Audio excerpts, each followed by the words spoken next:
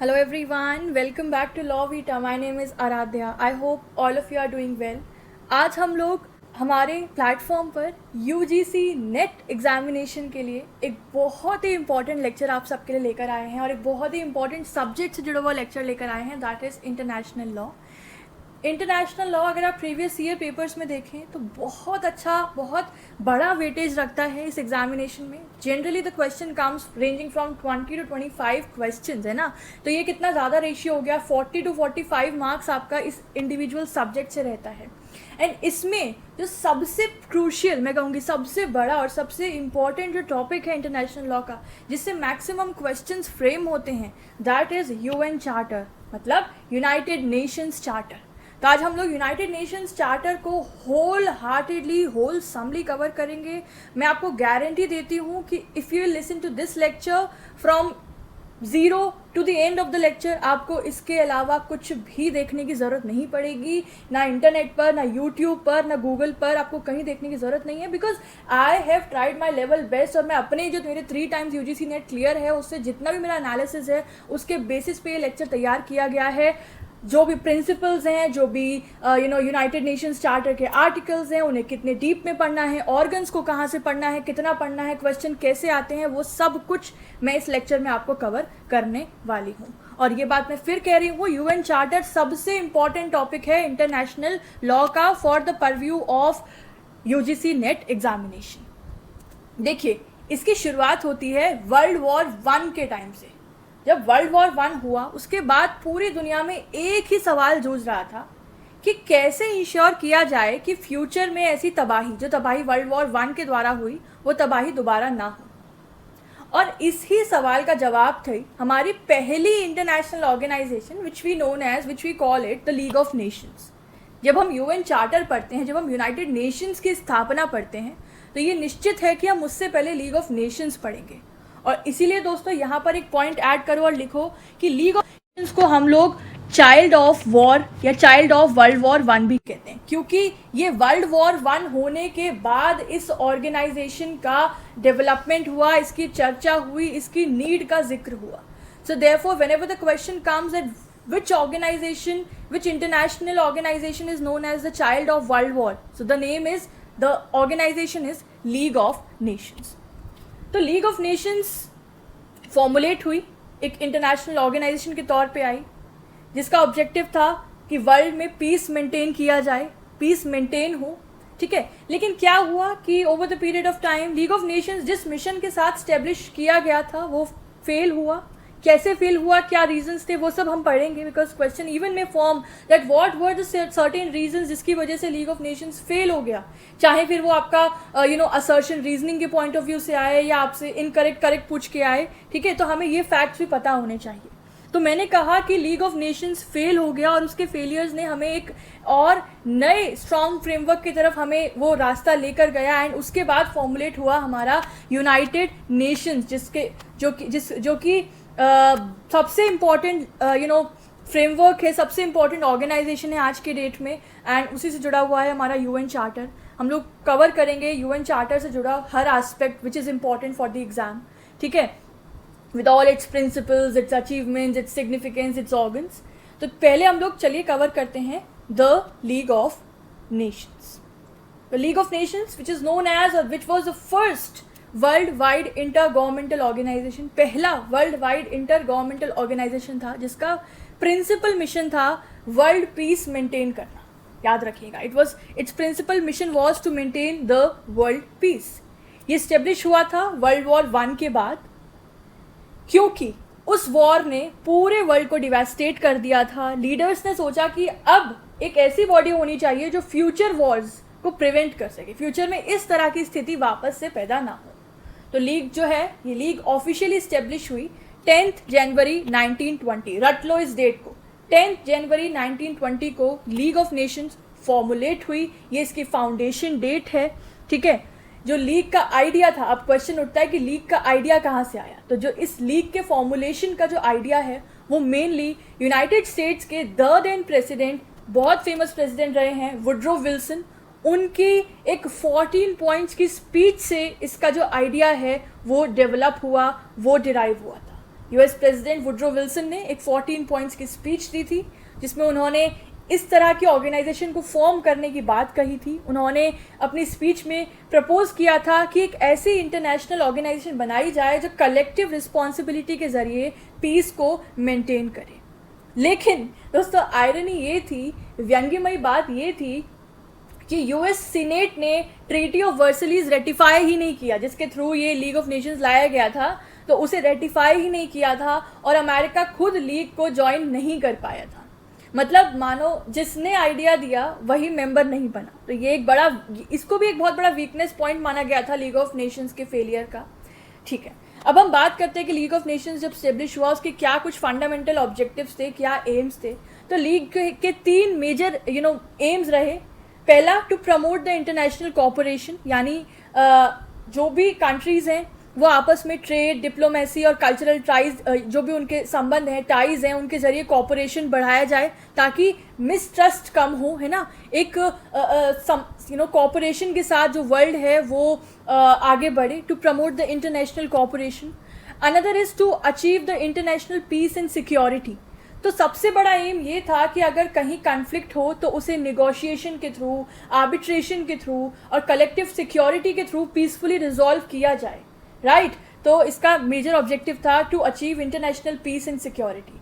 And the third aim was to prevent the future war through collective security and disarmament. देखिए इस point पे base एक या 2 previous year paper में आपका क्वेश्चन भी बना है इसमें कि किस ऑर्गेनाइजेशन का मेन एम था टू इंश्योर कलेक्टिव सिक्योरिटी और to prevent the future war through collective security. तो दोस्तों इसका जवाब है लीग ऑफ नेशन। ठीक है, इसका सबसे बड़ा एम ये था कि अगर कहीं पे कन्फ्लिक्ट हो तो उसे, जैसे मैंने बताया, निगोशिएशन के थ्रू, आर्बिट्रेशन के थ्रू रिजॉल्व किया जाए, कलेक्टिव सिक्योरिटी के थ्रू पीसफुली रिजॉल्व किया जाए, राइट। तो लीग ने एक नया कॉन्सेप्ट इंट्रोड्यूस किया था कलेक्टिव सिक्योरिटी का। मतलब अगर एक कंट्री अग्रेशन करे तो बाकी सारे मिलकर उसको रोक लें, है ना। इस ऑब्जेक्टिव के साथ हमें वॉर्स को प्रिवेंट करना है। साथ ही डिसआर्मामेंट यानी कि वीपन्स कम करना, इसको भी प्रमोट करने का एक इम्पॉर्टेंट गोल था लीग ऑफ नेशंस का कि वीपन्स का यूज़ कम से कम हो। तो साफ शब्दों में इसका ऑब्जेक्टिव था नो मोर वर्ल्ड वॉर्स। ठीक है, इस ड्रीम के साथ लीग ऑफ नेशंस जो है वो फॉर्मुलेट हुआ, वो वर्क कर रहा था that there should be no more world war, right. तो देखिए लीग ऑफ नेशन एक वी कैन से एक पायनियरिंग एक्सपेरिमेंट था वर्ल्ड पीस के लिए। ठीक है, लेकिन कुछ रीजन से it couldn't qualify, it couldn't reach to more heights. अब हम बात करें कि इसका हेडक्वार्टर कहाँ था, तो ये भी एक अगेन फैक्ट बेस्ड आपका एमसीक्यू बेस्ड इंपॉर्टेंट पॉइंट है कि इसका हेडक्वार्टर था जेनेवा स्विट्जरलैंड में, ये आप याद रखेंगे। ठीक है, इसके 3 मुख्य प्रिंसिपल ऑर्गन्स थे। They were the assembly, the council, the secretariat. The assembly, the council, the secretariat, तीनों का अलग अलग रोल है। असेंबली को माना जाता है that this is the main decision making body, this was the main decision making body of league of nations. Council की बात करें so this was working as an executive body and secretariat is considered as the administrative body of the league which is headed by secretary general. आपको इतनी बातें याद रखनी। 3 main organ है, assembly है, काउंसिल है, सेक्रेटेरिएट है। असेंबली आपकी डिसीजन मेकिंग बॉडी है, काउंसिल आपकी एग्जीक्यूटिव बॉडी है और सेक्रेटेरिएट आपकी एडमिनिस्ट्रेटिव बॉडी है। इससे ज़्यादा आपको ध्यान नहीं रखना है। देखिए ये जो पेपर है ना, ये आपसे ये नहीं कह रहा है कि आपको बहुत ज़्यादा पढ़ना है, पर आपको ये पता होना चाहिए कि आपको क्या पढ़ना है। ठीक है, ज़्यादा नहीं पढ़ना है पर सेलेक्टिवली पढ़ना है, इस हिसाब से पढ़ना है कि हमें बस हमारा एग्जाम क्लियर हो जाए। ठीक है, हमें बेसिकली फैक्ट बेस्ड स्टडी करनी है। अब हम बात कर लेते हैं कुछ कि क्या इस ऑर्गेनाइजेशन की कुछ सक्सेसेस थी और क्या कुछ रीजंस थे for its failure. So now let's talk about some limited achievements of league of nations. पहला था रिजॉल्विंग द बॉर्डर डिस्प्यूट। तो लीग ने कुछ बॉर्डर डिस्प्यूट्स पीसफुली रिजॉल्व कराए। For example the dispute relating to Islands dispute of 1921 which was between Finland and Sweden। ठीक है, ये Finland and Sweden के बीच का था। तो लीग ने डिसाइड किया कि आइलैंड जो है फिनलैंड के पास रहेंगे पर उन्हें ऑटोनॉमी नहीं दी जाएगी। सो ये एक डिस्प्यूट लीग ऑफ नेशन ने रिजॉल्व कराया। Another was between the Greece and Bulgaria in 1925, जब दोनों कंट्रीज़ के बीच बॉर्डर पर टेंशन बढ़ी थी तो लीग ने इंटरवीन किया और दोनों को विड्रॉ करने के लिए कहा था, उससे वॉर की स्थिति बच गई थी। सो कुछ माइनर डिस्प्यूट्स में लीग ऑफ नेशंस ने पॉजिटिव रोल प्ले किया था।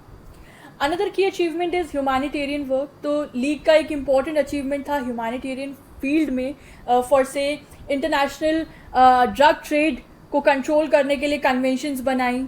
ठीक है, इसके अलावा रेफ्यूजीज़ की प्रोटेक्शन के लिए high commission for refugees establish की, जहाँ पर स्पेशली रशियन और अमेरिकन रेफ्यूजीज़ को सपोर्ट किया था at that point of time.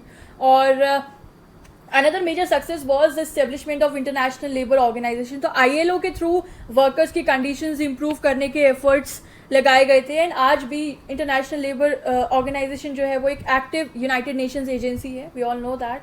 तो ये दिखाता है कि लीग के कुछ एफर्ट्स ने of course long term institutions create किए.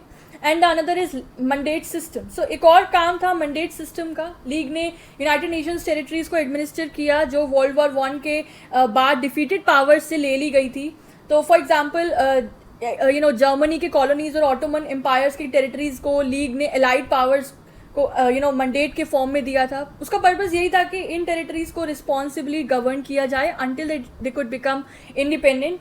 हाँ, ऑफ कोर्स क्रिटिसिज्म भी हुआ कि ये एक तरह का कॉलोनियलिज्म इन डिस्गाइज था, लेकिन टेक्निकली ये लीग का के अंडर सुपरविजन में था. ठीक है, so these were the major considerable achievements of league of Nations. Now talking about certain reasons और main reasons of its failure. ठीक है, कि क्यों League of Nations ultimately fail हुआ. So the first is lack of enforcement power. तो League के पास अपनी आर्मी नहीं थी, सिर्फ इकोनॉमिक सैंक्शंस इम्पोज कर सकता था जो अक्सर काम नहीं करती है. मतलब अगर कोई मेजर पावर ने रूल तोड़ दिया तो लीग बस कंडेम कर सकता था, इन्फोर्स कुछ नहीं कर सकता था. So that was the one reason of its failure. Another is the exclusion of major powers. तो सबसे बड़ी वीकनेस यही थी कि USA जैसी जो बड़ी पावर थी उसने कभी भी लीग को ज्वाइन नहीं किया. ऑल्दो प्रेसिडेंट वुड्रो विल्सन ने आइडिया प्रपोज किया था, but the country was not a part of league of nations. Germany initially excluded था, रशिया ही पहले मेंबर नहीं था. So without the big powers league की जो अथॉरिटी थी वो वीक हो गई थी. Another reason was the requirement of unanimity.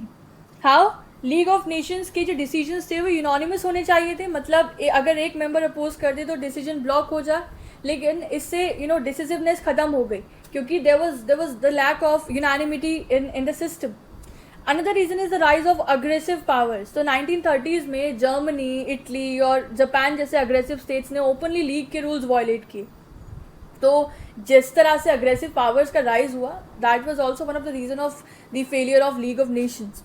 And the last year is the second world war. Ultimately जब सेकेंड वर्ल्ड वॉर स्टार्ट हो गया, लीग अपना main objective that was world peace उसे अचीव कर पाने में टोटली फेल हो गया है ना. ऑब्जेक्टिव क्या था कि फ्यूचर में वर्ल्ड वॉर 1 जैसी स्थिति ना पैदा हो, लेकिन वर्ल्ड वॉर 2 हुआ. इसके एग्जिस्टेंस का जो पर्पस था वही खत्म हो गया है ना. So this is how it all those factors led to the dissolution of league of nations. So finally league of nations formally dissolve हो गई थी 20 अप्रैल 1946 को. ठीक है, और ये रिजॉल्व हुई थी यूनाइटेड नेशंस के फॉर्म होने के बाद. ये मत सोचिएगा कि यूनाइटेड नेशंस फॉर्म होने से पहले ये डिसॉल्व हो गई थी. नहीं, पहले यूनाइटेड नेशंस फॉर्म हुआ, ये तब तक एग्जिस्टेंस में रही, और उसके बाद लीग ऑफ नेशंस जो है वो डिसॉल्व हुई. ठीक है, 26 जनवरी 1945 है I think the date. Let's see it clearly. Yes, 26 जून 1945 को ये साइन हो गई थी एंड 24 अक्टूबर 1945 को एग्जिस्टेंस में आ गई थी. और जबकि लीग ऑफ नेशंस 20 अप्रैल 1946 को डिसॉल्व हुई थी. ठीक है, तो ये डेट्स आप लोग याद रखेंगे, नहीं रखेंगे तो आप ही का नुकसान है, क्योंकि एग्जाम में ये पूछा जाता है. ठीक है, this is not something that I am saying in fancy words कि याद रखना. नहीं, याद रखना आपकी ड्यूटी है, because the question is being asked, चाहे फिर वो असर्शन रीजनिंग में आए, आपका डायरेक्ट क्वेश्चन आए. डायरेक्ट भी आते हैं. ठीक है, ऐसा ही नहीं है कि सिर्फ कॉम्प्लेक्स क्वेश्चन आते हैं, डायरेक्ट क्वेश्चन आते हैं. कई बार हम इतनी सिंपल चीज़ों को ध्यान नहीं देते हैं कि फिर हमें लगता है कि हमने अपने पैरों पे कुल्हाड़ी मार ली है. तो ये डेट्स आप लोग याद रखेंगे. Okay, so these all you need to know about league of nations. इससे ज़्यादा आपको कुछ भी नहीं पढ़ना है लीग ऑफ नेशंस को लेके. ठीक है, अगर आपने इतना कर लिया, I think you will be able to answer each and every question related to league of nation. League of nation क्या थी, कैसे आई, कब फॉर्मुलेट हुई, who proposed its idea, what were the aims, where is its headquarter, what are its principal organs, what were its achievements, what were its failure and when did it dissolve. ठीक है, इतना आप लोग याद रखेंगे. चलिए आगे बढ़े. तो अब हम बात करेंगे कुछ उन इम्पॉर्टेंट हिस्टोरिकल इवेंट्स की जो यूनाइटेड नेशंस के इस्टेब्लिशमेंट की तरफ लीड करती हैं. यानी कि यूनाइटेड नेशंस एक दिन में तो नहीं बन गया ना. है ना, बल्कि step by step different declarations हुई, कॉन्फ्रेंसेस हुई, जिसके जरिए इसका फाउंडेशन तैयार हुआ। तो हम लोग क्रोनोलॉजिकल ऑर्डर में इन सब इवेंट्स को डिस्कस करेंगे। क्रोनोलॉजिकली क्यों डिस्कस करेंगे? क्योंकि क्रोनोलॉजी पूछी जाती है। देखिए हम लोग इस पूरे लेक्चर को इस तरह से फ्रेम किए हैं, हर पॉइंट को हमें वैसे पढ़ना है जैसे एग्जामिनर पूछ रहा है। अब ये सवाल आप देख लेना, पास्ट ईयर में मुझे लगता है कई बार आया है। कई बार तो मैच द फॉलोइंग पूछ लेते हैं कि लंदन डिक्लेरेशन कौन से ईयर में हुआ, है ना, अटलांटिक चार्टर कौन से डेट में या कौन से ईयर में साइन हुआ था, या फिर क्रोनोलॉजी पूछ लेते हैं कि आपको ये सारे इवेंट्स दे देंगे और बोलेंगे कि इनको क्रोनोलॉजी में लगाओ। ठीक है, तो हर तरह से आपको इनकी ईयर और इनका मंथ तो याद, मंथ छोड़ो, ईयर तो याद रखना ही रखना है, हर हालत में रखना है। ठीक है, चलो सबसे पहले आता है आपका लंदन डिक्लेरेशन ऑफ जून 1941। तो ये सबसे पहला मेजर स्टेप था, दैट वाज लंदन डिक्लेरेशन। तो ये वर्ल्ड वॉर 2 के टाइम हुआ था, जब एलाइड पावर्स और कुछ गवर्नमेंट्स इन एग्जाइल जैसे कि Poland, Belgium, France etcetera saint James palace in London में मिले थे। तो ये पॉइंट भी आप याद रखना। कई बार आपसे कुछ ऐसे क्वेश्चन नहीं होते हैं जिसमें आपको कुछ सेंटेंसेस दिए जाते हैं और बोलते हैं कि which is correct which is incorrect, तो हो सकता है यही क्वेश्चन पूछ लें that the allied powers met at, और फिर आपको लिख देंगे कोई और जगह का नाम, एंड इफ़ यू न्यू कि they met at Saint James Palace, so you will be able to answer this. तो they met at Saint James palace in London in 1941, जिसका पर्पस ये था कि वॉर के बाद एक नया ग्लोबल ऑर्डर बनाना होगा, है ना, जो पीस को सिक्योर कर सके। So this is considered as the starting point, ये एक स्टार्टिंग पॉइंट माना जाता है यूनाइटेड नेशंस के फॉर्मेशन में।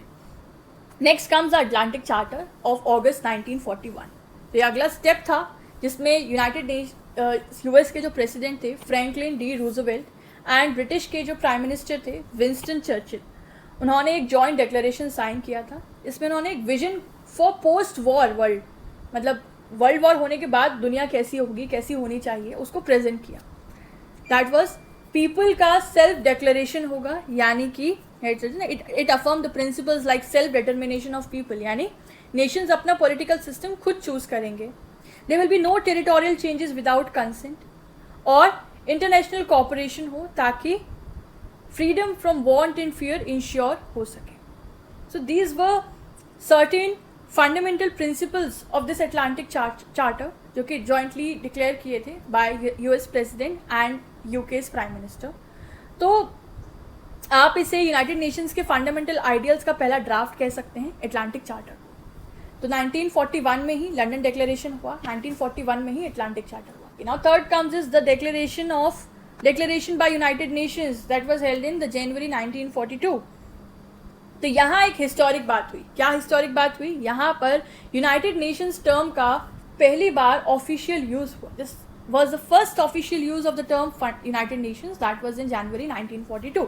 ये बात आप याद रखेंगे, ठीक है। तो 26 एलाइड नेशंस ने एक डॉक्यूमेंट साइन किया जिसमें उन्होंने एक्सेस पावर्स के अगेंस्ट अपनी यूनिटी दिखाई थी, एंड इस पॉइंट से यूनाइटेड नेशंस नाम ऑफिशियली पॉपुलर हो गया था। तो आप इसको याद रखेंगे। नेक्स्ट कम्स ऑफ 1943 में आया आपका मॉस्को डिक्लेरेशन। अब बात आती है इसमें United States, UK, USSR that was Soviet Union and China, इनके फॉरेन मिनिस्टर्स ने एक डिक्लेरेशन साइन किया which we call as Moscow declaration, क्योंकि हो सकता है मॉस्को में कंडक्ट हुआ होगा at that point of time. And ये डिक्लेरेशन ने पहली बार ऑफिशियली अनाउंस किया कि एक नई इंटरनेशनल ऑर्गेनाइजेशन बनेगी जो लीग ऑफ नेशंस को रिप्लेस करेगी। मतलब अब आइडिया कहीं ना कहीं कंक्रीट हो चुका था इस स्टेज पे। That was the Moscow declaration. So it laid down the groundwork for the post-war order and formally announced the intention to create a new organization to succeed the League of Nations. So that was Moscow Declaration. Now, next comes, इसके बाद एक हमने यहाँ mention नहीं की because it was not very important, but you may also mention that Moscow के बाद 43 में ही एक और कंडक्ट हुई थी, दैट वाज तेहरान कॉन्फ्रेंस। ठीक है, याद रखना नाम के लिए। चलिए, फिर 44 में हुई हमारी डम्बर्टन ओक्स कॉन्फ्रेंस, जो कि अगस्त से लेकर अक्टूबर इन 1944 कंडक्ट हुई। तो ये जो कॉन्फ्रेंस थी it was conducted in Washington DC. ठीक है, यूके, यूएस, यूएसएसआर और चाइना के रिप्रेजेंटेटिव्स यहाँ यूनाइटेड नेशंस का एक डिटेल्ड ब्लूप्रिंट तैयार कर रहे थे। उन्होंने ब्लूप्रिंट तैयार किया जिसमें प्रपोज किया गया कि इसका स्ट्रक्चर किस तरीके से होगा, क्या क्या इसके ऑर्गन्स होंगे. So they structured it including General Assembly, Security Council and Secretariat. ठीक है, तो बेसिकली इस कॉन्फ्रेंस में यूनाइटेड नेशंस के ऑर्गन्स का डिज़ाइन जो है वो डिसाइड किया गया था. तो यहाँ पर डिक्लेरेशन बाय यूनाइटेड नेशंस में इसका ऑफिशियल नाम डिक्लेयर किया गया. यहाँ पर ये डिक्लेयर किया गया कि एक ऑर्गेनाइजेशन बनेगी. डम्बर्टन ओक्स में डिसाइड किया गया कि इसका स्ट्रक्चर किस तरीके से होगा. डिसाइड किया मतलब प्रपोज किया गया था इस कॉन्फ्रेंस के अंदर. Then in 1945 came the Yalta conference. ठीक है, again this is very important.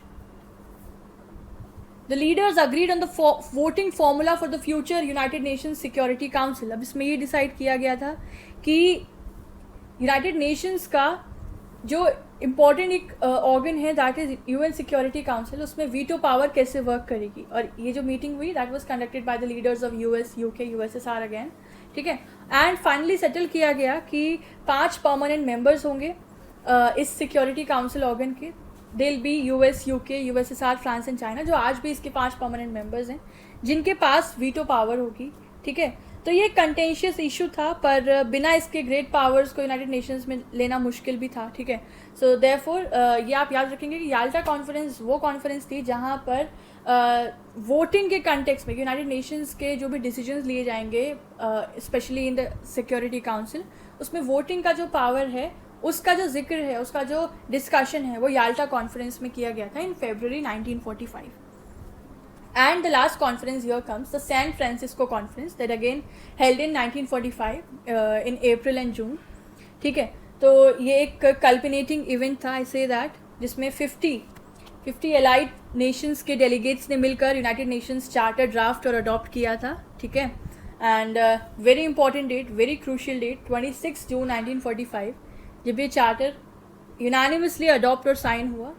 लेकिन ऑफिशियली यूनाइटेड नेशंस तब तक एग्जिस्ट करने लगा जब चार्टर रेटिफाई हुआ मेजर कंट्रीज़ के through, including 5 permanent members of security council. That was 24 October of 1945. तो 24 अक्टूबर 1945 को यूनाइटेड नेशंस ऑफिशियली एग्जिस्ट करने लगा. एंड इसी दिन को हम लोग UN day, United Nations day के रूप में भी सेलिब्रेट करते हैं. ठीक है, आप लोग याद रखना इस पॉइंट को.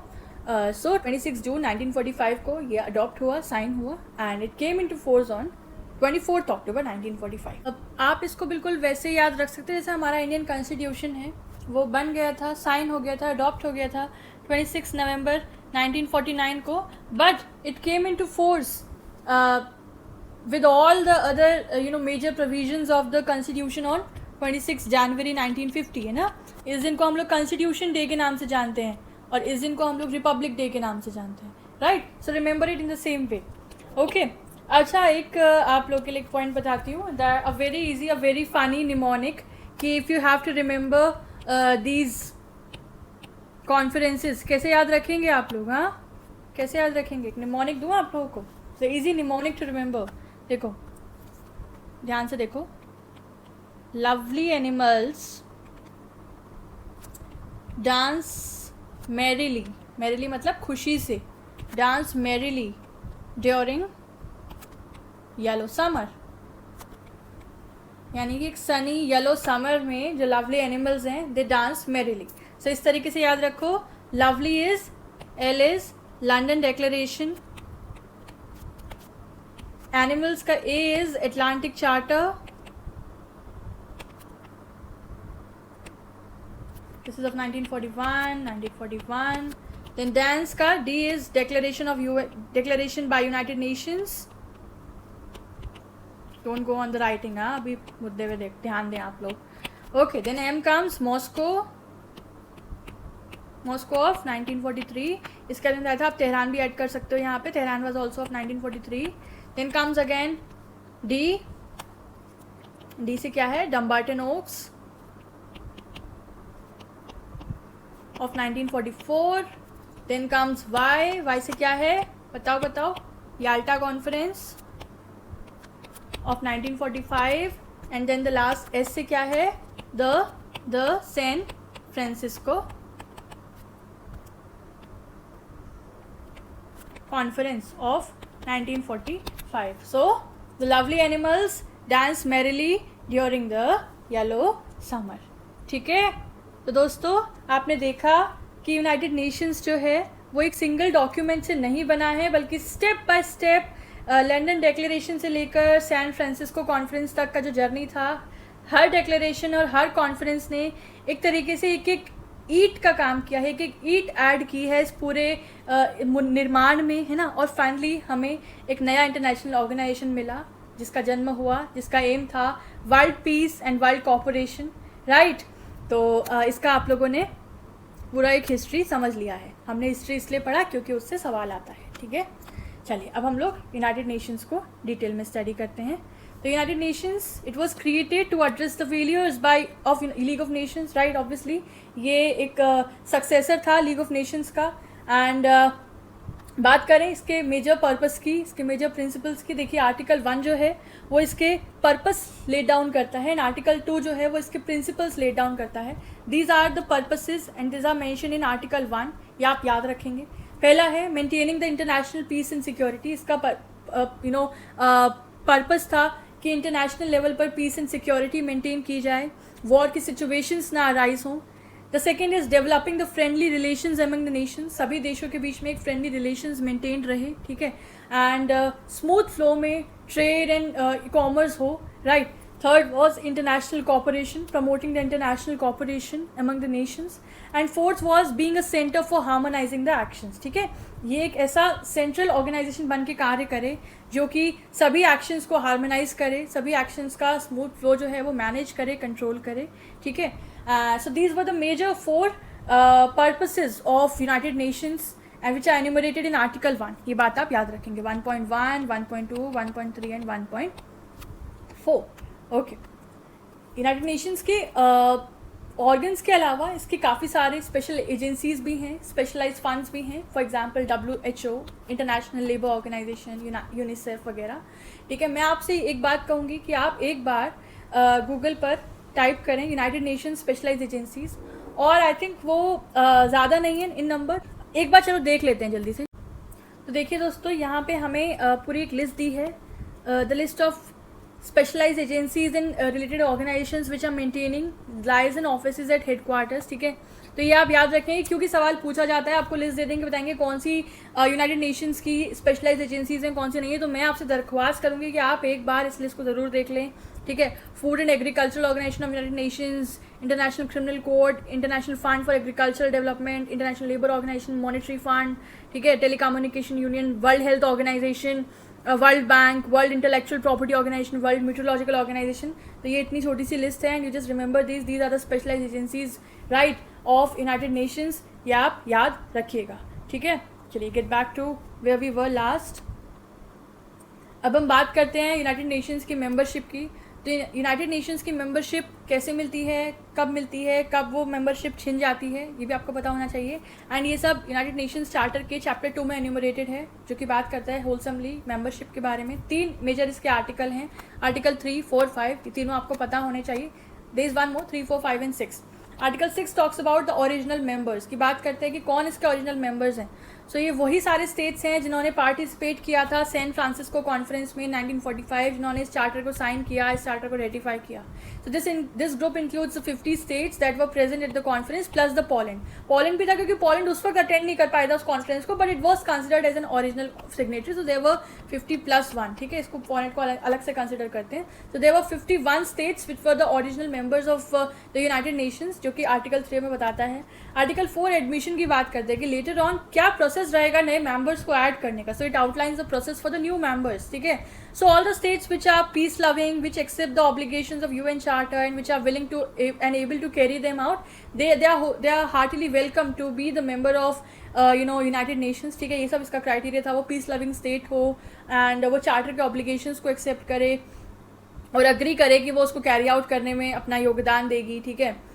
सो द एडमिशन प्रोसेस क्या प्रोसेस है? So it requires a recommendation from security council, security council का रिकमेंडेशन होना चाहिए, plus there should be a decision by a 2/3 majority of general assembly, ठीक है। जनरल असेंबली का 2/3 मेजॉरिटी होना चाहिए। Permanent veto in the security council can block a new members, ठीक है। अगर हम बात करें कि क्या ये पॉसिबल है कि कोई ऑर्गन जो है वो इस जो नए मेंबर को ऐड करने के प्रोसेस को ब्लॉक कर सकती है, this power is with the security councils permanent member. उनके पास वीटो है कि वो एक नए किसी भी नए मेंबर स्टेट को एडमिट होने से ब्लॉक कर सकती है। अदरवाइज और किसी के पास ये पावर नहीं है. सो ये भी एक इंपॉर्टेंट पॉइंट है, आप याद रखना.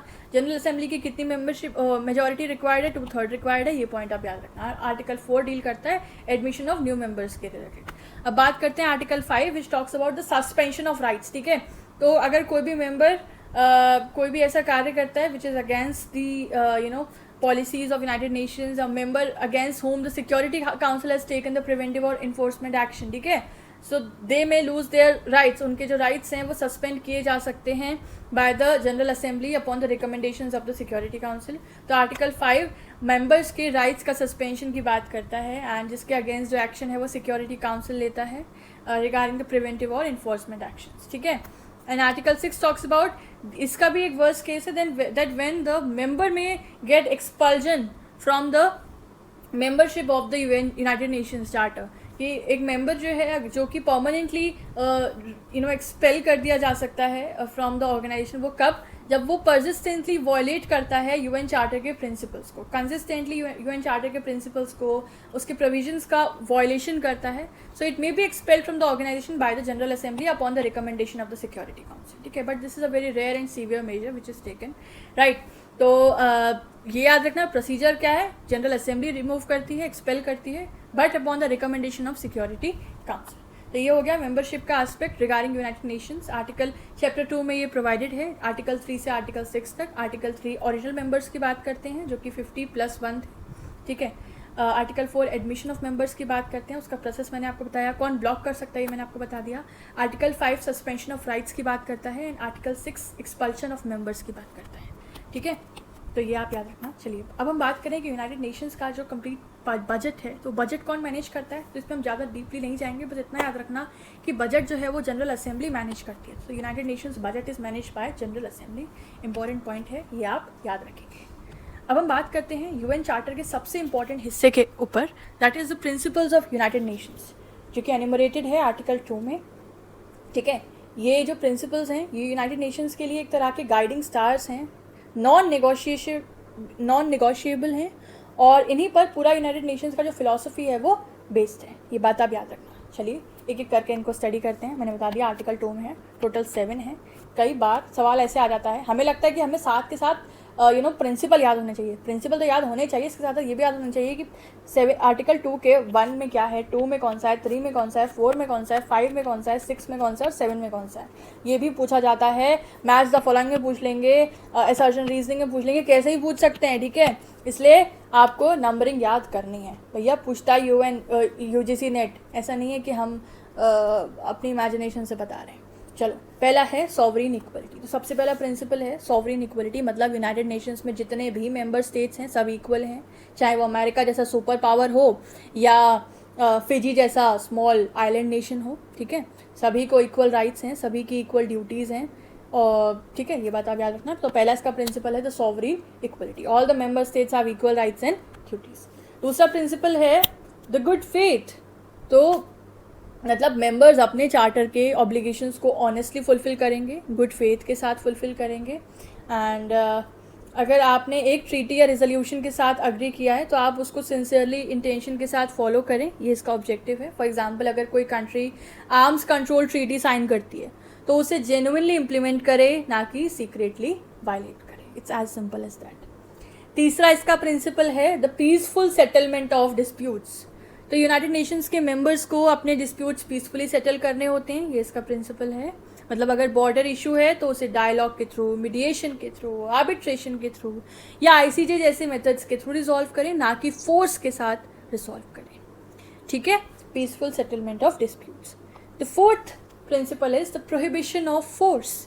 तो एक बहुत क्रूशियल प्रिंसिपल है which states there should be no use of force. The members shall refrain from the threat or use of force against the territorial integrity. यानी कोई भी मेंबर स्टेट दूसरे स्टेट की टेरिटोरियल इंटीग्रिटी या political independence के against force use नहीं करेगा. अगर एक कंट्री अपने नेबर कंट्री के एरिया कैप्चर करने की कोशिश करे तो ये यूएन चार्टर के खिलाफ है. ठीक है, और ये जो प्रिंसिपल है ये फाउंडेशन है इंटरनेशनल पीस का, no use of force. Fifth is assistance to the United Nations. तो ये मेंबर्स का ड्यूटी है कि वो यूनाइटेड नेशंस को हर पॉसिबल असिस्टेंस दें जब यूनाइटेड नेशंस कोई एक्शन लेता है under the charter. For example, जब यूनाइटेड नेशंस सिक्योरिटी काउंसिल एक पीस कीपिंग मिशन डिप्लॉय करता है तो मेंबर स्टेट्स को फाइनेंशियल और लॉजिस्टिकल सपोर्ट देना चाहिए, इससे यूनाइटेड नेशंस इफेक्टिवली एक्ट कर पाता है। So the charter demands that every member must give assistance to the United Nations every action. Next is the non intervention in the domestic affairs. तो ये principal कहता है कि यूनाइटेड नेशंस किसी भी स्टेट के प्योरली डोमेस्टिक मैटर्स में interfere नहीं करेगा, ठीक है। Remember this, the United Nations can not intervene in matters that are essentially within the domestic jurisdiction of any state. However, this principle does not prejudice the application of enforcement measures under the chapter 7, ठीक है। जो हमारे UN charter का chapter 7 है उसमें कुछ powers दी गई हैं जिसमें कुछ सर्कमस्टांसिस में for the application of enforcement measures हमें नॉन इंटरवीन भी करना पड़ता है in the domestic affairs of the two countries, ठीक है। The last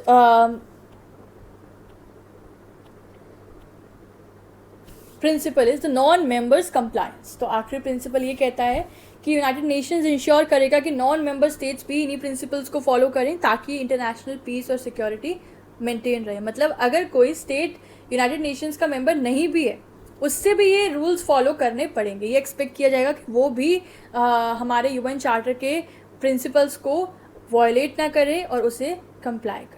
for example, Switzerland initially United Nations का मेंबर नहीं था पर फिर भी उसने यूनाइटेड नेशन के नॉर्म्स को रिस्पेक्ट किया, ठीक है। तो दोस्तों ये थे 7 fundamental principles of United Nations charter, ठीक है। आर्टिकल 2 इन्हें एक तरह से यूनाइटेड नेशंस की कॉन्स्टिट्यूशन की फंडामेंटल राइट्स एंड ड्यूटीज़ भी कह सकते हैं आप लोग, ठीक है। ये प्रिंसिपल स्टेट्स के equal status, honesty, peaceful settlement, no use of force, assistance to United Nations, non intervention और इवन नॉन मेंबर्स पर भी कंप्लायंस इंश्योर करते हैं, ठीक है। And this are very important for the exam, I am telling you again and again. Principles आप लोग याद रखना। आप लोग को इसका भी कोई निमोनिक दूँ? चलिए देखिए, मैं आपको यूएन चार्टर के 7 प्रिंसिपल्स जो कि बहुत इंपॉर्टेंट है, जो कि एन्यूमरेटेड इन आर्टिकल 2, वो आपको याद कराती हूँ। निमोनिक आपको पहले बताती हूँ क्या है, ध्यान से देखना, ध्यान से पढ़ना।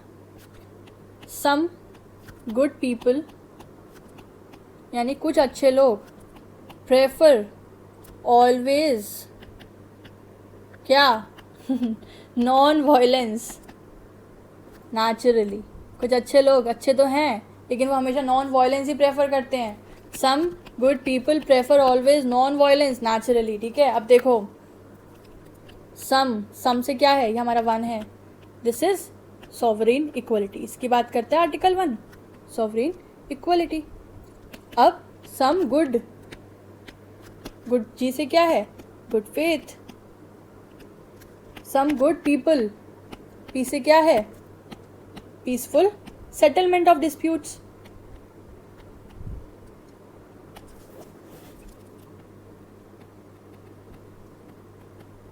Some good people क्या prefer, and this is prohibition of forces. Some good people prefer what, always, हमेशा, this is what, assistance to UN. Next, non violence, और इसका क्या है, non intervention to domestic affairs, right? Yeah, in domestic affairs. And the last is naturally, and this is what, non-members का compliance. याद रहेगा। अब आपके ऊपर है, देखिए आप डायरेक्टली याद करते हैं, बहुत अच्छी बात है, पर काफ़ी सारे स्टूडेंट्स देखो ऐसे सच में होते हैं जिनको याद करने में थोड़ा डिफ़िकल्टी होता है। तो मुझे लगता है शायद आपके लिए ये निमोनिक हेल्प कर सके। तो जिन्हें याद है तो वो ये पार्ट स्किप कर सकते हैं, आई विल से दिस, और जिन्हें दिक्कत होती है हो सकता है आप लोगों को ये हेल्प करे। Some good people prefer always non violence naturally, ठीक है। चलिए आगे बढ़ें। ओके हमने यहाँ पर प्रिंसिपल्स तक कवर कर लिया. Next comes preamble. वैसे हम इसको ऊपर पहले पढ़ते, बट मैं थोड़ा प्रेफरेंस ऑफ इंपॉर्टेंस के अकॉर्डिंग कवर कर रही हूँ. प्रीएम्बल से भी प्रश्न आता है. तो यूनाइटेड नेशंस का जो प्रीएम्बल है वो लीगली बाइंडिंग नहीं है, बट हाँ यूनाइटेड नेशंस के कुछ कॉमन आइडियल्स एंड एम्स को सेट आउट करता है. And it tells the statement of purpose, what is the purpose behind formulation of this organization and this charter. तो ये शुरुआत होता है बड़े ही फेमस वर्ड से. और दोस्तों इस फेमस वर्ड्स पे इतना सवाल आता है ना, हमारे यूजीसी नेट में पास में आया है कि बताइए यूएन चार्टर का जो प्रीएम्बल है उसकी शुरुआत किन शब्दों से होती है. तो उसकी शुरुआत होती है we the peoples of the United Nations determine dot dot dot dot. तो ये कई बार पूछते हैं we people, we the people, we the peoples, ऐसे आपको कंफ्यूज करते हैं. तो दोस्तों इसलिए याद रखना it starts with the famous words we the peoples of the United Nations determine following. Right.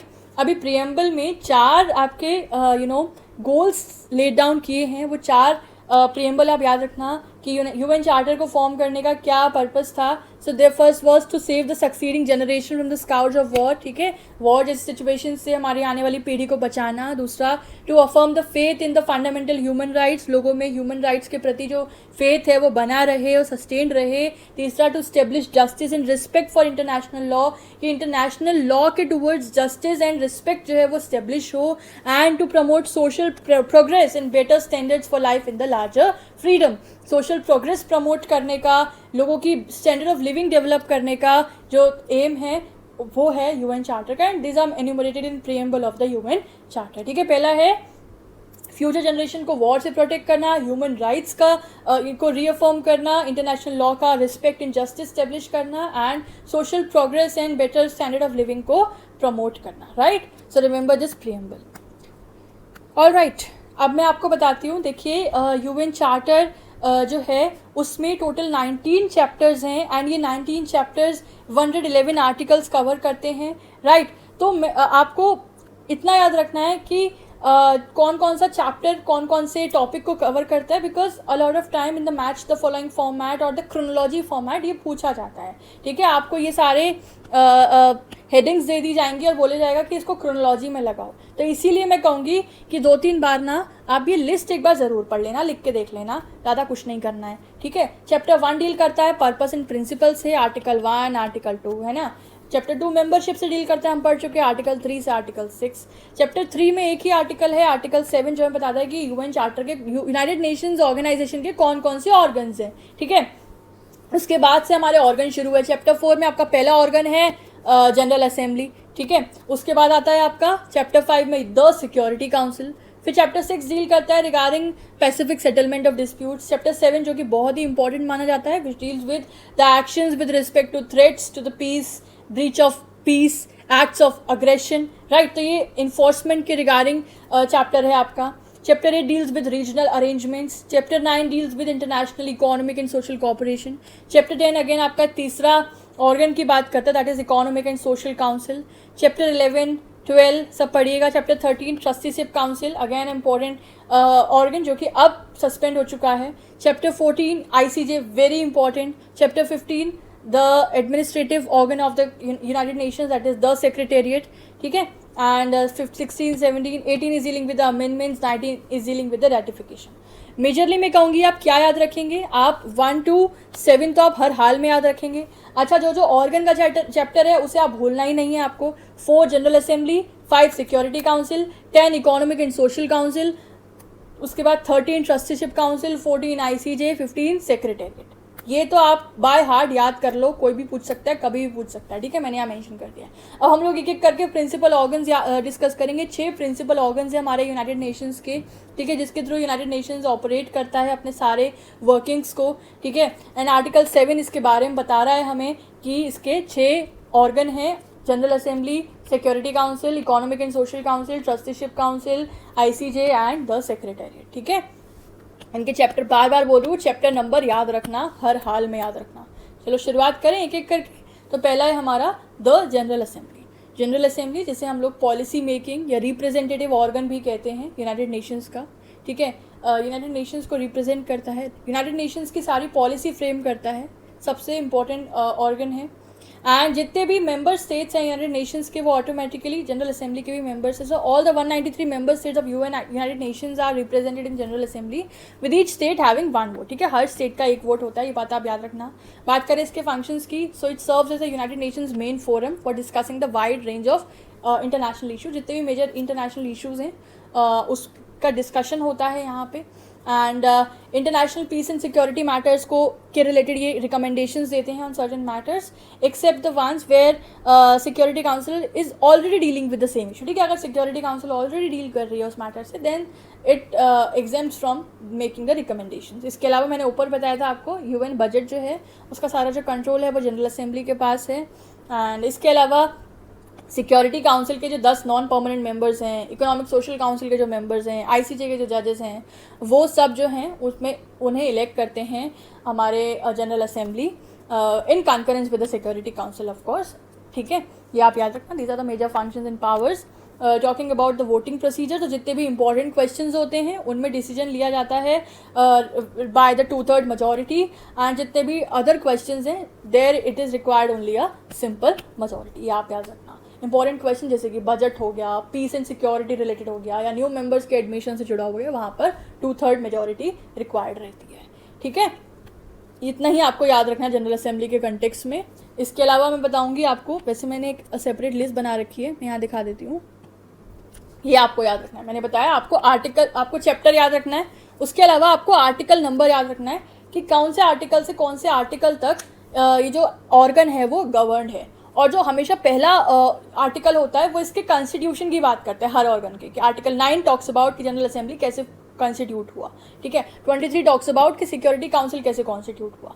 ठीक है, तो आप ये याद रखना 9 से 22 तक जनरल असेंबली है, 23 से 32 तक सिक्योरिटी काउंसिल है. इसकी क्या ट्रिक बताऊँ, ये आपको याद रखना पड़ेगा. ठीक है, बाय एनी हाउ 2-3 बार पढ़ोगे याद हो जाएगा. देखो ये तो डायरेक्ट है ना, इन कंकरेंस है. 9 से 22, 23 से 32 आपका सीरीज में है दोनों. ठीक है, उसके अलावा फिर आप यहाँ से यहाँ तक देखो 13, 14, 15 ये सीरीज में 86 से लेके 101 तक. 86 से 91 ट्रस्टीशिप, 92 से 96 आईसीजे, 97 से 101 इज सेक्रेटेरिएट. बीच में बचा इकोनॉमिक एंड सोशल काउंसिल, याद रख लो 61 से 72 तक है. ठीक है, तो ये लिस्ट आप याद रखेंगे because UGC NET asked the questions from there. I can not do anything else in this. तो हमने जनरल असेंबली कवर कर लिया, मैंने आपको पूरा बता दिया फंक्शंस, पावर्स और इसके वोटिंग प्रोसीजर का क्या रेशियो रहता है. Now the next comes very important organ that is the security council, जिसका प्राइमरी रिस्पॉन्सिबिलिटी रहता है to maintain the international peace and security. याद रखना, ये सवाल इतनी बार पूछा गया है कि किस ऑर्गन का प्राइमरी रोल है international peace and security maintain करने का. So its answer is only and only Security council. ठीक है, इसके 15 मेंबर होते हैं, 5 परमानेंट मेंबर होते हैं. मैंने आपको ऊपर भी बताया था 5 परमानेंट मेंबर कौन से हैं, ये आप याद रखेंगे. China, France, Russia, UK, USA. और 10 नॉन परमानेंट मेंबर होते हैं जो कि जनरल असेंबली के द्वारा इलेक्ट किए जाते हैं for a period of 2 years. ठीक है, 2-2 साल के लिए उनका टेन्योर रहता है. जैसे उनका टेन्योर खत्म फिर नए मेंबर्स ऐड किए जाते हैं, नए मेंबर्स इलेक्ट किए जाते हैं. तो इसका प्रोसीजर रहता है. तो याद रखना 5 परमानेंट मेंबर्स कौन से हैं. और मैं तो ये भी कहूँगी कि अब जैसे आपका दिसंबर में पेपर है फॉर एग्जाम्पल, तो आप करंट में कौन 10 नॉन परमानेंट मेंबर है उनकी लिस्ट भी आप याद रखना. ठीक है, उसे गूगल से निकाल लेना. अब बात करें सिक्योरिटी काउंसिल के क्या क्या फंक्शंस हैं, तो देखो it can investigate in any dispute which led to international friction. ठीक है, जो भी डिस्प्यूट्स हो रहे हैं इंटरनेशनल लेवल पे उसको इन्वेस्टिगेट कर सकती है. चैप्टर 6 में it can recommend the methods of settling the disputes. ठीक है, मेथड्स रिकमेंड कर सकती है. चैप्टर 7 में it has the authority to take the action with respect to threats to peace, breach of peace. ठीक है, जो चैप्टर 7 डील करता है उसमें प्राइमरी जो अथॉरिटी है वो सिक्योरिटी काउंसिल के पास है. वो सेंक्शंस इम्पोज कर सकती है, peace keeping operations lay down कर सकती है, वो यूज़ ऑफ फोर्स भी ऑथराइज कर सकती है अगर रिक्वायर्ड है किसी डिस्प्यूट में, तो है ना. And its decisions are binding on all the member states. जो इसके मेंबर स्टेट्स हैं वो सब पर बाइंडिंग रहते हैं इसके डिसीजंस. तो इसके प्राइमरी फंक्शंस एंड पावर्स हैं. बात करें इसके वोटिंग प्रोसीजर की, so the decision on the procedural matters require an affirmative vote of at least 9 members. ठीक है, तो 9 मेंबर्स ज़रूरी हैं for an affirmative vote for their procedural matters. Also मैंने ऊपर बताया था एडमिशन ऑफ मेंबर्स के कंटेक्स्ट में जो इसके परमानेंट मेंबर्स हैं उनके पास वीटो पावर होती है, वो मेंबर्स के एडमिशन को ब्लॉक भी कर सकते हैं. So that veto power is only with the permanent members of security council. ये पॉइंट भी आप याद रखना. इतने फैक्ट याद रखने, इससे ज़्यादा आपको कुछ याद नहीं रखने की ज़रूरत है. Next comes economic and social council, we call it इकोसॉक, चैप्टर 10 में है ये. ठीक है, मैंने वो नीचे बताया था 61 से 72 तक कवर हो रहा है ये. तो ये सेंट्रल फोरम है for discussing the international economic and social issues, for coordinating the work of United Nations specialize agencies. ठीक है, याद रखना इसके 54 मेंबर्स होते हैं, जो कि 3 ईयर्स का टेन्योर रहता है जिनका. ये भैया फैक्चुअल बातें हैं, ये आप याद रखेंगे, नोट्स में लिखेंगे, बार बार पढ़ेंगे. इकोनॉमिक सोशल काउंसिल के 54 मेंबर हैं, जो कि जनरल असेंबली इलेक्ट करती है. 3 साल का इनका टेन्योर रहता है. बात करें इसके फंक्शंस की, तो ये जितने भी international economic, social, cultural, educational, health matters हैं उनको स्टडी करते हैं, उस पर रिपोर्ट बनाते हैं, उसके रिकमेंडेशंस देते हैं. इंटरनेशनल कॉन्फ्रेंसेस कहाँ कब कैसे होगी उसको उसका ड्राफ्ट प्रिपेयर करते हैं. ठीक है, इसके अलावा जितनी स्पेशलाइज एजेंसीज हैं यूनाइटेड नेशन की, जैसे कि WHO है, फूड एंड एग्रीकल्चरल ऑर्गेनाइजेशन है, यूनिसेफ है, उन स्पेशलाइज एजेंसीज की एक्टिविटीज़ को कोऑर्डिनेट करता है. ये प्राइमरी रोल है इकोनॉमिक एंड सोशल काउंसिल का, बस इतना याद रखना. चौथा आता है आपका ट्रस्टीशिप काउंसिल. ठीक है, तो ये जो काउंसिल है ये यूनाइटेड नेशंस के को एक ऐसे ऑर्गन में आता है जिसने अपना मिशन पूरा कर लिया और अब वो रिटायर भी हो गया है ना, ये याद रखना. इसका स्टेब्लिशमेंट जो हुआ था वो वर्ल्ड वॉर 2 के बाद हुआ था, जब कुछ टेरिटरीज़ को इंटरनेशनल ट्रस्टीशिप सिस्टम के अंडर रखा गया था. ठीक है, मतलब ये टेरिटरीज़ वो थी जो पहले कॉलोनियल पावर्स के कंट्रोल में थी, फॉर एग्जांपल जैसे जर्मनी या जापान की कॉलोनीज़, और वॉर के बाद उन्हें डायरेक्टली इंडिपेंडेंस देना मुश्किल था. तो इसलिए यूनाइटेड नेशंस ने डिसाइड किया कि इन एरियाज़ को टेम्पररी सुपरविजन में रखा जाए, ताकि ग्रेजुअली इन्हें सेल्फ गवर्नमेंट या इंडिपेंडेंस की तरफ ले जाया जा सके. तो इस मॉनिटरिंग के काम के लिए ट्रस्टीशिप काउंसिल डेवलप की गई, और ट्रस्टीशिप काउंसिल को ये काम दिया गया था. ठीक है, काउंसिल ने अपना काम इतना इफेक्टिवली किया कि 1 नवंबर 1994 को इसने अपने ऑपरेशन सस्पेंड भी कर दिया. अच्छा, क्यों सस्पेंड किए? क्योंकि जो लास्ट ट्रस्ट टेरिटरी बचा था दैट वाज पलाऊ, जो कि पैसिफिक ओशियन में एक स्मॉल आइलैंड नेशन था, उसने भी अपनी सेल्फ गवर्नमेंट अचीव कर ली थी. तो इसके बाद काउंसिल के पास सुपरवाइज करने के लिए कोई भी टेरिटरी ही नहीं बची थी. ठीक है, तो आप ये डेट याद रखना, 1 नवंबर 1994 को ट्रस्टीशिप काउंसिल जो है वो सस्पेंड हो गया था with its last trust territory Palau, which achieve the self government. ठीक है, तो इसका सबसे बड़ा जो कॉन्ट्रीब्यूशन था वो डीकोलोनाइजेशन था. ट्रस्टीशिप काउंसिल ने इंश्योर किया था कि सभी ट्रस्ट टेरिटरीज ग्रेजुअली इंडिपेंडेंट हो जाएं, या अपना सेल्फ रूल जो है वो स्टेब्लिश कर सकें, and it served it's purpose. 1994 में ये सस्पेंड हो गया. ठीक है, okay, so it completed its mission of decolonization, helping all former territories move towards self-governance or independence. Right. Next, fifth comes the International Code of Justice, that is ICJ, जो कि United Nations का principal judicial organ है. ठीक है, ICJ में 15 जजेस हैं जो कि 9 ईयर के टेन्योर के लिए इलेक्ट की जाती हैं, आप याद रखेंगे, जो कि इलेक्ट होते हैं both by the general Assembly and the security Council, जो कि इंडिपेंडेंटली वोट करते हैं. Also it is important to note that no 2 जजेस can be from the same country. ठीक है, अगर जो 15 जजेस का हमारा पैनल है उसमें कोई भी 2 जजेस एक कंट्री के नहीं होने चाहिए, यानी कि हर जज अलग कंट्री से बिलोंग करते हों. ठीक है, तो आप याद रखना ये प्रिंसिपल जुडिशियल ऑर्गन है, इसमें 15 जजेस होते हैं, 15 जजेस का 9 ईयर्स का टेन्योर होता है. ठीक है, ICJ का हेडक्वार्टर कहाँ पे है? इसका हेडक्वार्टर है the Peace Palace in Hague, Netherlands. ये आप याद रखना. इसका प्राइमरी फंक्शन है लीगल डिस्प्यूट्स को सेटल करना बिटवीन द स्टेट मेंबर्स, जो भी हमारे यूनाइटेड नेशंस के स्टेट्स हैं उनके लीगल डिस्प्यूट्स को सेटल करना. And only state can be the parties to a case before the ICJ. So ICJ give advisory opinions on legal questions which are refer to it by the United organs और by the specialised agencies. इतने सारे matters हैं जो कि international code of justice ने settle down किए हैं between the different countries and between certain very important matters of international level. India के भी काफ़ी सारे केसेस हैं जो कि हमें अपने UGC नेट के एग्जाम के लिए जाना जरूरी है, उसके लिए हम लोग सेपरेट लेक्चर लेकर आएंगे. ठीक है, फिलहाल ICJ के बारे में आप इतना डिटेल्स याद रखना. ICJ का चार्टर भी पढ़ना होता है, उसका लेक्चर भी मैं अलग से लेकर आऊँगी. ठीक है, okay. In the last organ here is the secretariat, जिसको हम लोग यूनाइटेड नेशंस का एडमिनिस्ट्रेटिव आर्म भी कहते हैं. क्वेश्चन आता है ये, which organ is known as the administrative arm of United Nations, that is secretariat. ठीक है, जिसका पर्पस है, जिसका रोल है to carry out day to day work of the United organization. So it consist of secretary general. ये secretary general इसके head रहते हैं, and tens of thousands of international united nation staff members world wide. तो इसका function है that it is the United nations chief administrative officer. ठीक है, the secretary general is the chief administrative officer of United nations, and it brings attention of security council to any matter that may threaten the international peace and security. ठीक है, ये regular basis पे सारी बातें बताते हैं country में क्या वर्ल्ड में क्या चल रहा है. और it brings to the notice of security council कि where attention is required that there may be a threat of international peace and security of the world. Right, it studies and reports and translates documents and provide services for the other organs of United nations. ठीक है, this is what an administrative body does. Right, तो ये हो गए हमारे सारे organs, है ना, हो गए ना. Okay, we have try to cover every factual point जो कि जिस पे क्वेश्चंस बनते हैं पास में बने हैं. ठीक है, ये लिस्ट मैंने आपको बता दी थी कि आप याद रखना कि चैप्टर नंबर कौन सा है हर ऑर्गन का और कौन से आर्टिकल से कौन से आर्टिकल तक ये डील्ड होते हैं. ये हो गया. डेट्स आप याद रखेंगे. लीग ऑफ नेशंस फॉर्म हुई 10 जन 1920 को, डिसॉल्व हुई 20 अप्रैल 1946 को.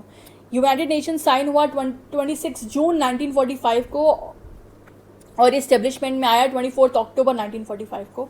ICJ भी जब UN साइन हुआ उसी दिन फॉर्म हो गया था 26 जन 1945 को. तो दोस्तों ये था हमारा detailed lecture on the League of nations and the United Nations. बहुत सारी चीज़ें डिस्कस की हमने. देखा कि कैसे एक फेल्ड एक्सपेरिमेंट से एक स्ट्रॉन्गर ऑर्गेनाइजेशन का जन्म हुआ from League of Nation to United Nations. Right, आपके एग्जाम के लिए आप याद रखिएगा सभी क्रोनोलॉजी, सभी प्रिंसिपल्स, पर्पसेस, ऑर्गन्स के सारे फैक्ट्स जितने मैंने आपको बताए, है ना. और मतलब अगर आपने इतना पढ़ लिया ना, मुझे लगता है इस टॉपिक से आप कोई भी क्वेश्चन गलत नहीं करेंगे. मैं ये आपको गारंटी देती हूँ.